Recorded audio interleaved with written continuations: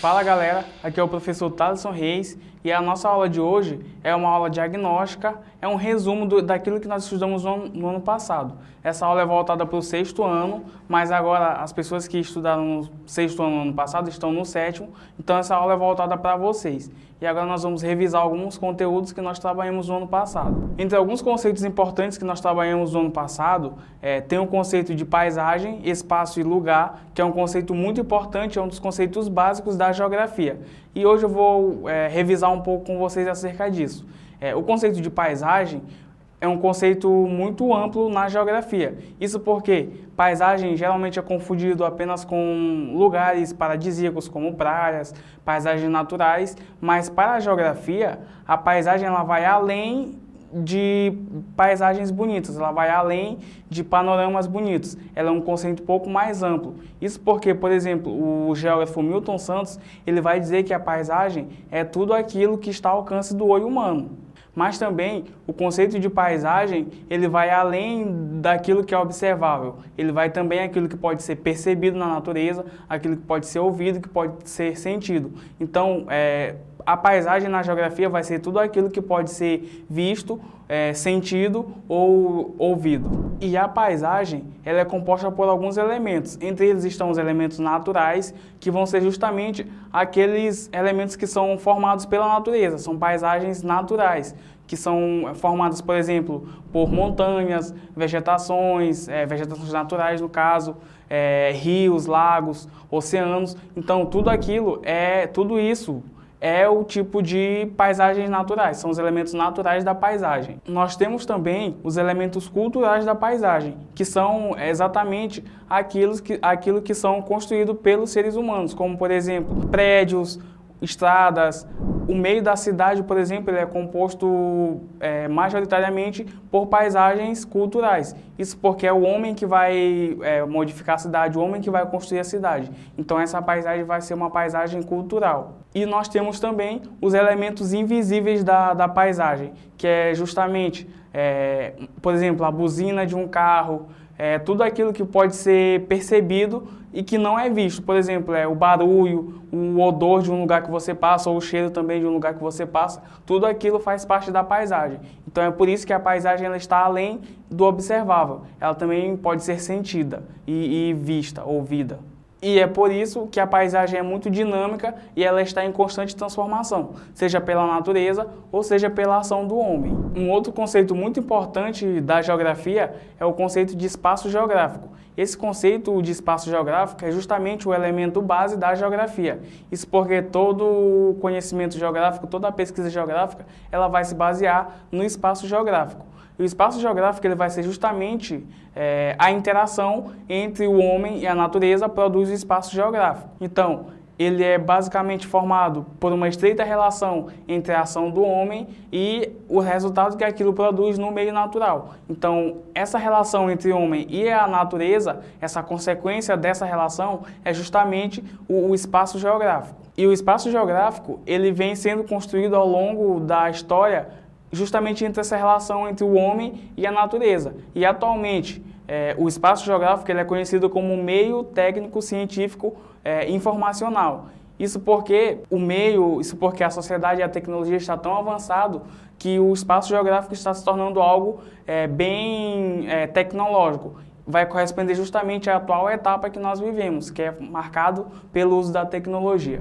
E o outro conceito básico da geografia que nós temos também é justamente o conceito de lugar. Lugar, ele vem ser basicamente uma porção ou parte do espaço geográfico em que nós vivemos no nosso dia a dia.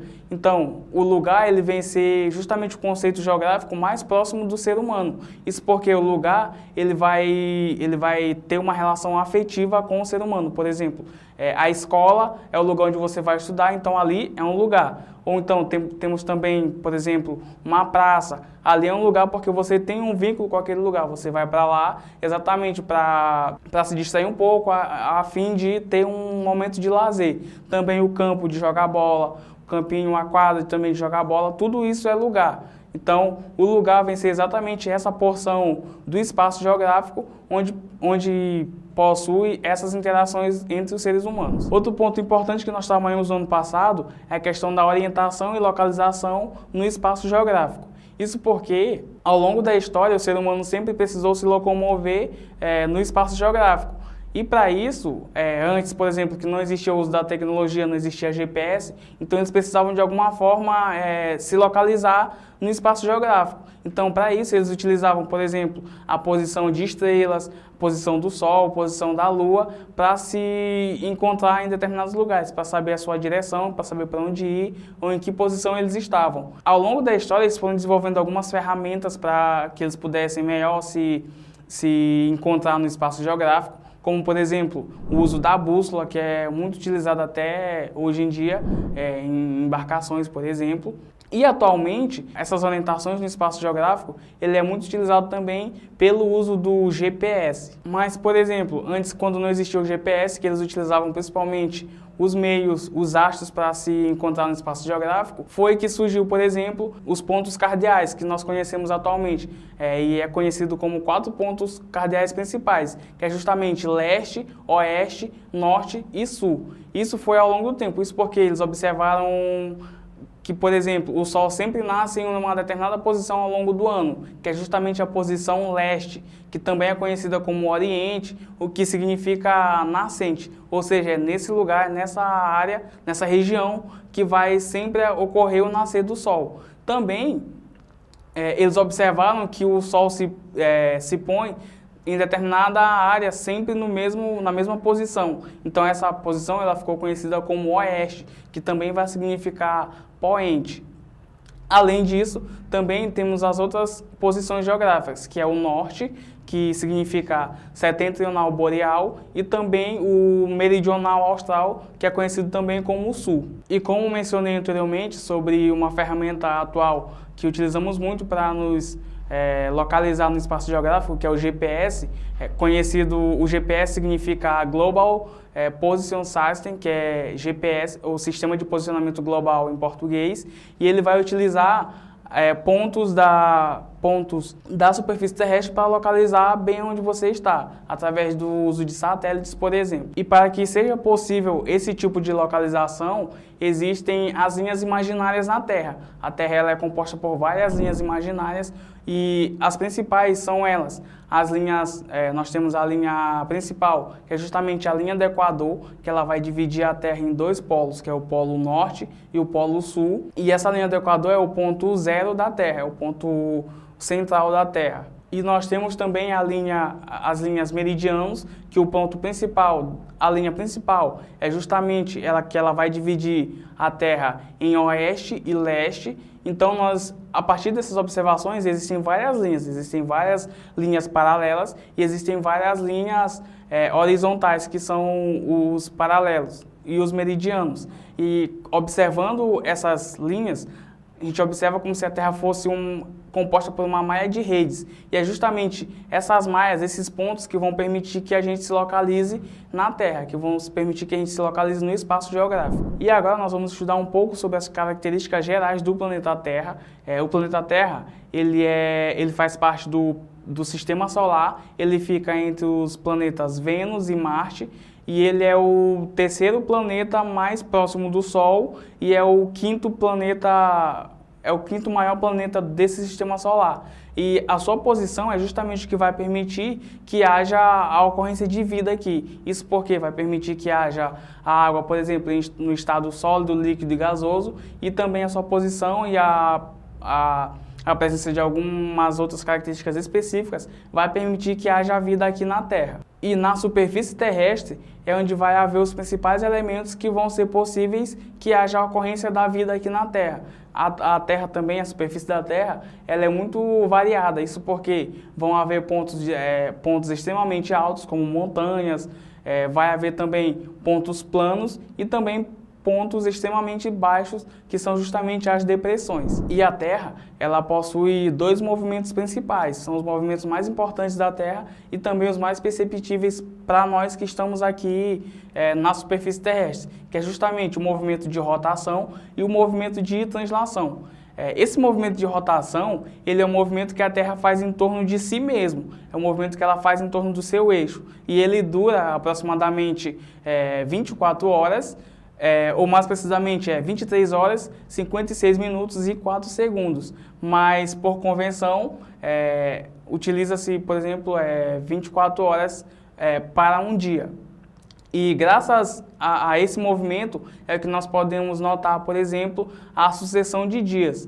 E esse movimento de rotação que a Terra faz, ele é de oeste para leste. E esse outro movimento da Terra, que é o movimento de translação, ele é um movimento que a Terra faz em torno do Sol. E ele dura aproximadamente 365 dias, 5 horas, 48 minutos e 47 segundos.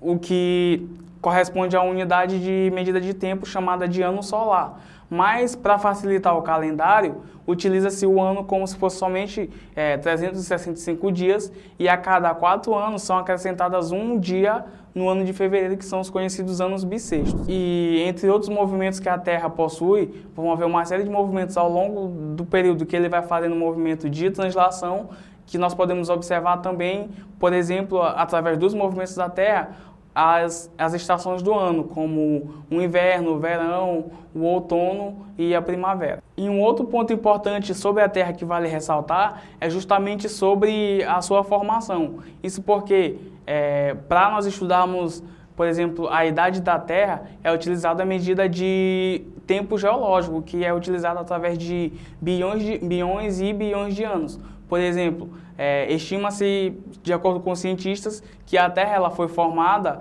através da explosão do Big Bang. O Big Bang significa a grande explosão, que para essa teoria, o universo anteriormente ele foi apenas um ponto muito denso e quente que, de acordo com algumas condições que ainda são desconhecidas, ele explodiu e se expandiu. E devido a essa explosão, com o uso de poeiras, várias poeiras foram se acumulando e então formando a Terra.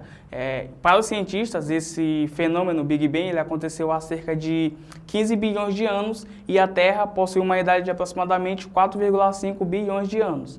E a estrutura da Terra, como ela é formada internamente, ainda é pouco conhecida. Isso porque devido ao seu grande volume, devido à sua extensão, ela é muito difícil de estudar ela internamente, mas sabe-se basicamente que ela é formada de 3 camadas principais, que é justamente a crosta terrestre, o manto e o núcleo. Então, a crosta terrestre ela vem ser justamente a camada mais externa da Terra. É justamente essa camada em que nós vivemos. E ela possui a espessura de aproximadamente 25 a 50 quilômetros na superfície e de 5 a 10 quilômetros nos oceanos. A outra camada da Terra seria justamente o manto. O manto ele é dividido em duas partes, que é justamente o manto superior e o manto inferior, e por fim, a última camada da Terra seria o núcleo, que ele é o centro da Terra. Ele é composto basicamente de ferro e níquel e ele possui uma temperatura altíssima de aproximadamente 6.000 graus Celsius. Então, galera, essa foi a nossa aula de revisão dos conteúdos do 6º ano do ano passado e eu espero aí que vocês tenham entendido bastante, que tenham gostado da aula. E antes de você sair, eu peço aí que você deixe o seu like, que você se inscreva no canal e também que ative o sininho das notificações. Até a próxima!